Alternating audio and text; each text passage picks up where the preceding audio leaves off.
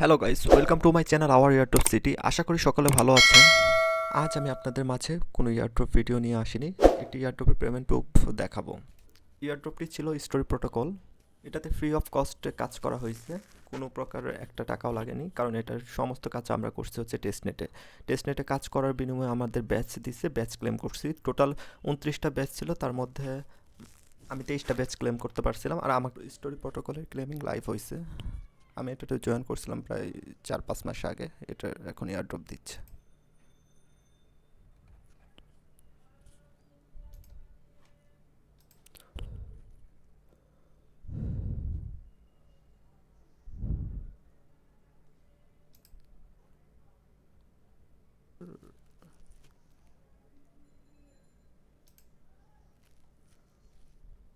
Story প্রোটোকলের claiming live হয়েছে, আমি 225টা টোকেন আর্ন করছি।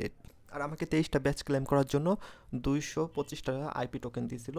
সেটা আমি সেল করে $550 আমি এখান থেকে পাইছি। এটাতে কিভাবে কাজ করছি আর কিভাবে পেলাম সেটাই বলার জন্য অ্যাকচুয়ালি আপনাদের মাঝে ভিডিও বানানো। আর আপনারাও কিভাবে এখান থেকে এভাবে আর্ন করতে পারবেন সেটাই অ্যাকচুয়ালি আপনাদের সামনে তুলে ধরবো।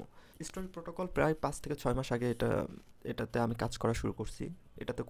এটাতে কাজ করার জন্য ফসেট লাগতো, আইপি ফসেটের মাধ্যমে বিভিন্ন ট্রানজ্যাকশন ছিল, ওগুলো কমপ্লিট করার বিনিময়ে ব্যাচ দেওয়া হতো। সেই ব্যাচের আধারে অ্যাকচুয়ালি টোকেন অ্যালোকেশন করছে।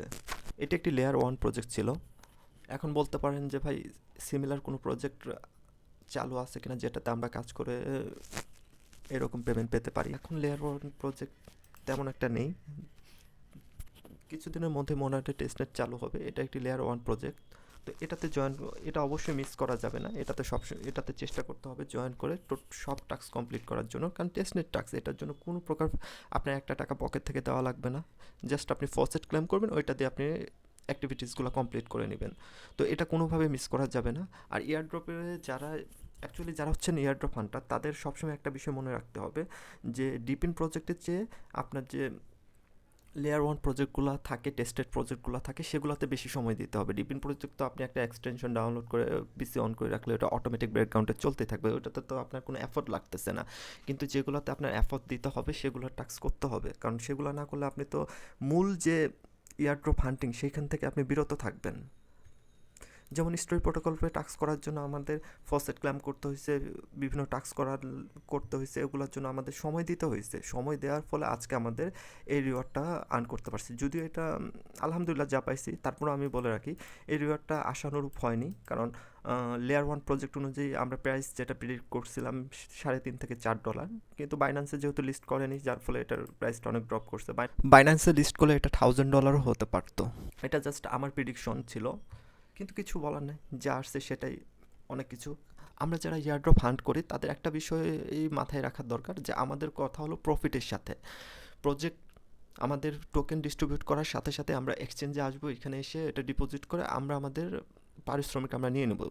যা সত্যি কথা, এটা আমাদের পারিশ্রমিকই। আমরা প্রজেক্টকে এতটা সাপোর্ট করি, তাদের টেস্টনেটেও কাজ করি। টেস্টনেটে কাজ করা কিন্তু কঠিন কাজ, এটা যে কেউ কিন্তু করে না। আপনি ওয়ার্ল্ডের 0.1% লোক এয়ারড্রপের সাথে ইনভলভ, তো বুঝতেই তো পারছেন সবাই এইসব কাজ করে না।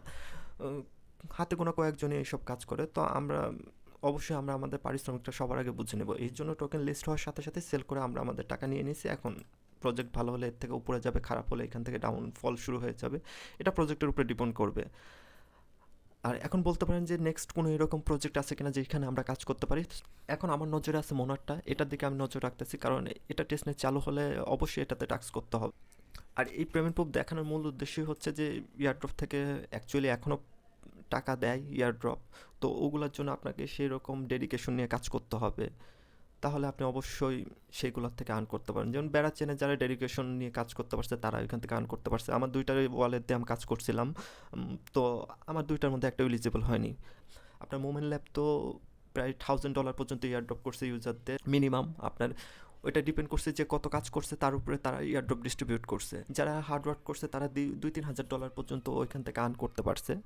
তো সম্পূর্ণটাই ডিপেন্ড করে আপনার কাজ করার উপরে। আর একটা বিষয়, এই সব লেয়ার 1 প্রজেক্টে কোনো প্রকার আপনার রেফার সিস্টেম কাজ করে না। আমি খুব কম প্রজেক্ট আছে যে লেয়ার ওয়ান প্রজেক্ট যেগুলোতে রেফার সিস্টেম কাজ করে, আর বাকি ম্যাক্সিমাম প্রজেক্টে আপনার রেফার সিস্টেম কাজ করে না। যে যতটুকু টাস্ক করবে সে অনুযায়ী রিওয়ার্ড গেইন করবে।